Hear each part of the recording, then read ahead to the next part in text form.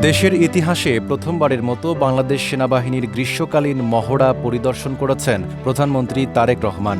সকাল ৯টা ২০ মিনিটে মানিকগঞ্জের সিংগাইর উপজেলায় ৯ পদাতিক ডিভিশনের অধীনে ৮ বীর এর গ্রীষ্মকালীন প্রশিক্ষণ এলাকায় আকস্মিকভাবে উপস্থিত হন তিনি।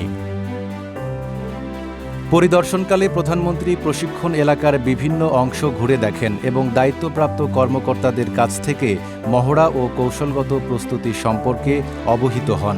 তিনি সেনা সদস্যদের পরিচালিত একটি রেইড মহড়া প্রত্যক্ষ করেন। পাশাপাশি যুদ্ধক্ষেত্রের অবস্থান, রণকৌশল এবং সমরাস্ত্র ব্যবহারের বাস্তবধর্মী প্রশিক্ষণও পর্যবেক্ষণ করেন। সেনা বাংকারে সেনা কর্মকর্তা ও সেনা সদস্যদের সঙ্গে মতবিনিময় করেন এবং ছদ্মবেশে থাকা সদস্যদের খোঁজ খবর নেন। এ সময় প্রধানমন্ত্রী সেনা সদস্যদের সঙ্গে তাৎক্ষণিক রান্না করা খাবার গ্রহণ এবং চা পান করেন। পরে বক্তব্যে তিনি বলেন, দেশের জনগণ বাংলাদেশ সেনাবাহিনীর ওপর গভীর আস্থা রাখে। জাতীয় সংকট ও আইন শৃঙ্খলা রক্ষায় সেনাবাহিনীর ভূমিকার প্রশংসা করে পেশাদার প্রশিক্ষণ, শৃঙ্খলা ও সর্বোচ্চ প্রস্তুতি বজায় রাখার আহ্বান জানান তিনি।